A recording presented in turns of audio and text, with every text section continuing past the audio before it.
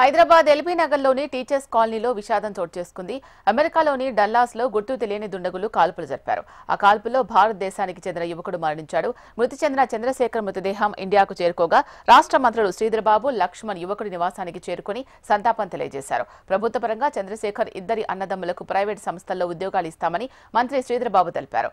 SC ST నిధుల నుంచి business చేసుకోవడానికి వారికి 5 లక్షల రూపాయలు ఇవ్వడం జరుగుతుందని ఆయన అన్నారు. ప్రభుత్వం తరపున అన్ని రకాల సహాయ సహకారాలు అందిస్తామని మంత్రి లక్ష్మణ్ తెలిపారు.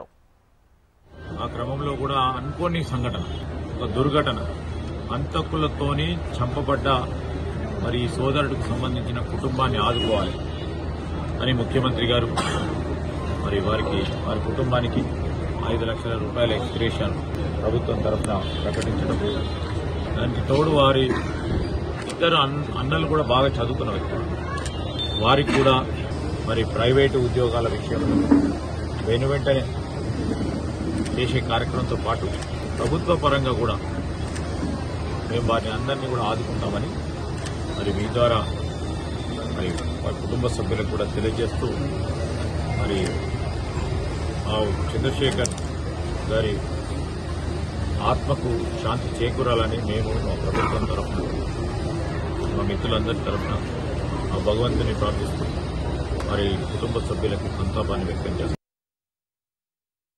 కుటుంబం భారం అంతా కూడా అతనిపై ఉంది. మెడికల్ పరంగా బీడీఎస్ కంప్లీట్ చేసి ఉన్నతమైన చదువుకోవాలని చెప్పి తండ్రి యొక్క ఆకాంక్ష. నేను ఎంత కష్టం ఉన్నా నా పిల్లలు గొప్పగా చదువుకోవాలని చెప్పి ఆ కుటుంబంలో ఉన్న తల్లి ఎంతో కష్టపడి బయట దేశాలకు పంపించినారు. ఇక్కడ పీజీ కంప్లీట్ చేసుకుని చంద్రశేఖర్ తమ్ముడు అనుకోకుండా దుస్సంఘటన జరిగి చనిపోవడం జరిగింది.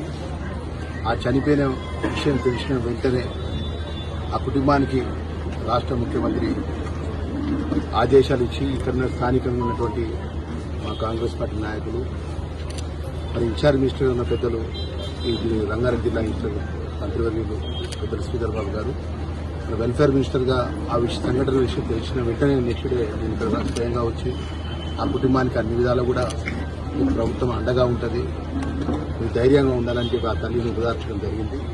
ఈరోజు ఉదయం 4 గంటలకు